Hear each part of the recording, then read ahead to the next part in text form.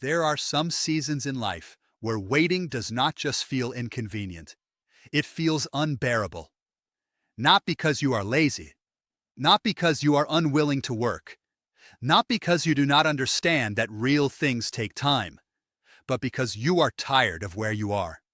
You are tired of the restriction, tired of the boredom, tired of giving your best mental energy to something that does not feel like the life you were meant to stay in. And when that feeling builds for long enough, something dangerous can start happening inside you. You stop just wanting the outcome. You start wanting relief.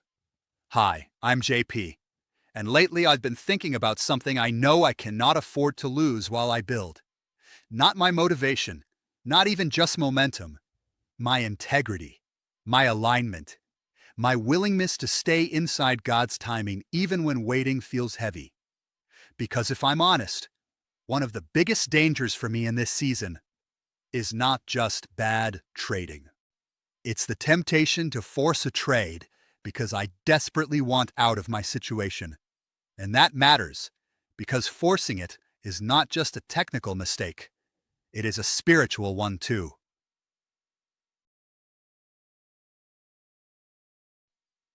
There is a kind of waiting that feels manageable. You know it will take time.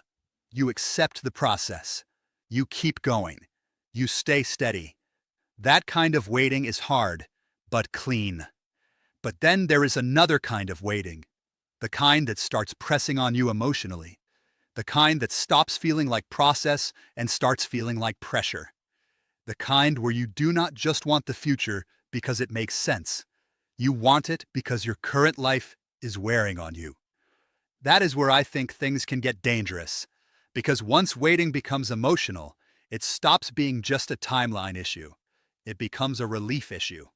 You do not just want progress, you want release. And once release becomes emotionally urgent, forcing something can start looking a lot more reasonable than it actually is.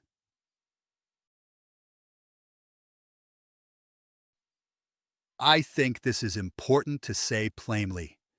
Forcing a trade does not usually feel evil in the moment. It feels relieving. It feels like finally doing something. It feels like movement after too much stillness.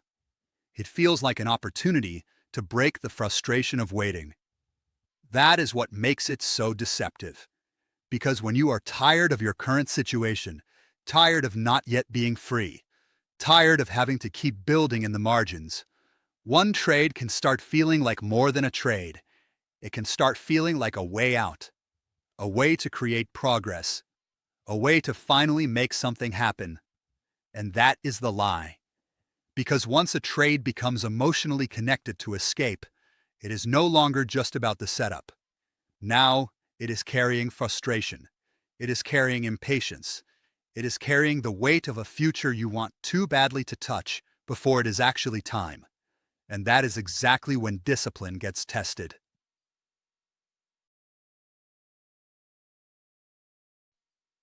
This is something I keep having to remind myself. Movement is not always progress. Sometimes it is just impatience wearing the clothes of action.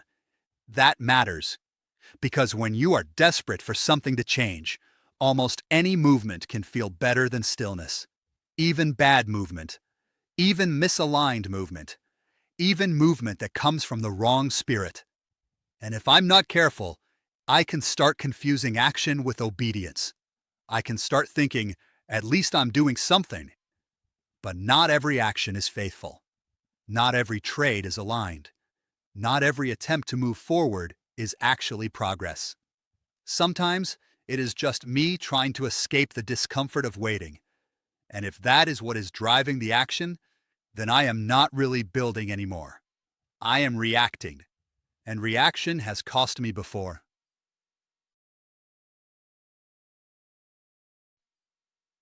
If I'm honest, the deepest fear here is not just losing money. Of course, I do not want to lose money. Of course, I do not want to make a bad decision and pay for it. But that is not the part that troubles me most. What troubles me most is stepping ahead of God's timing, trying to manufacture movement He has not actually given, trying to take what I haven't been released into yet. That is what bothers me, because I know how easily frustration can disguise itself as initiative. I know how easily desperation can sound like drive. I know how easily impatience can pretend to be conviction. And I also know that just because I want something badly does not mean I am allowed to force it. That is the line I keep coming back to.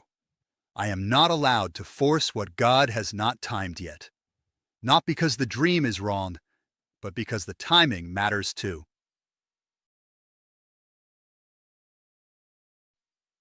The more I think about it, the more I realize that forcing a trade would not just cost a number, it would cost something deeper. It would chip away at the trust I'm trying to build. It would weaken the integrity of the process. It would send a message to my own spirit that when waiting gets hard enough, I am willing to take control back from God. And that is not small, because then the whole journey starts to shift. Now I am no longer just building with discipline and faith. Now I am trying to bend the timeline. Now I am saying, in effect, I know this is not the right setup, but I need movement more than I need alignment. That is dangerous, not just because it can go wrong financially, but because it changes what kind of man I am becoming in the process. And I do not want success badly enough to become that version of myself.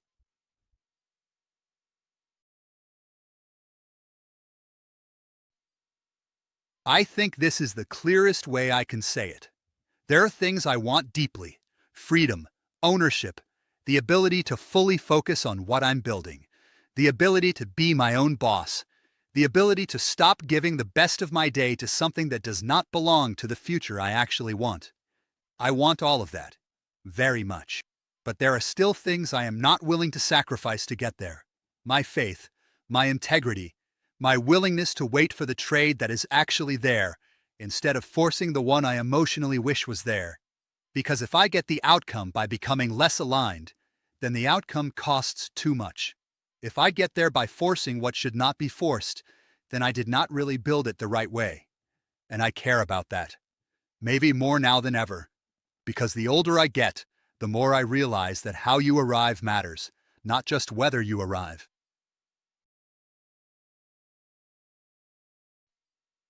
This is another hard truth. You can want the right thing and still pursue it the wrong way. That is real. Wanting freedom is not wrong. Wanting ownership is not wrong. Wanting to leave a life that feels too small for what you are trying to build is not wrong. Those desires are not the problem. The problem is when the emotional weight of those desires starts pushing you ahead of obedience.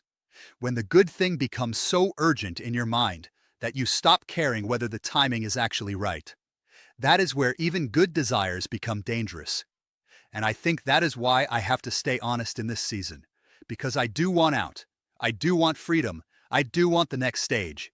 But I am not allowed to want it more than I want alignment. So what does faith actually look like in this situation? I do not think it looks like pretending the waiting is easy. It is not easy. I do not think it looks like pretending I never feel the urge to force it. Sometimes I do. I do not think it looks like becoming passive either. That is not it. Faith here looks like staying disciplined when impatience wants to take over. It looks like letting a trade go if it is not really there. It looks like choosing obedience over relief. It looks like telling myself, you are not behind just because you are still waiting. It looks like trusting that God is not confused about my future. And it looks like refusing to create fake movement just so I can feel better for a moment. That is what I think I am trying to protect right now. Not just the result, the right spirit inside the process. I think one of the hardest parts of a long season is that waiting can start to feel unbearable. And when it does, forcing something can start to feel like relief. That is the danger. Not just making a bad trade, not just losing money, but stepping ahead of God's timing, because I am too tired of waiting to stay aligned. And I know I am not allowed to build that way. I still want freedom. I still want ownership. I still want out of the life that feels too small for what I'm building. But I do not want those things badly enough to force what God has not yet given. Because if success costs my alignment, then it costs too much. I'm JP, and I'll see you in the next one.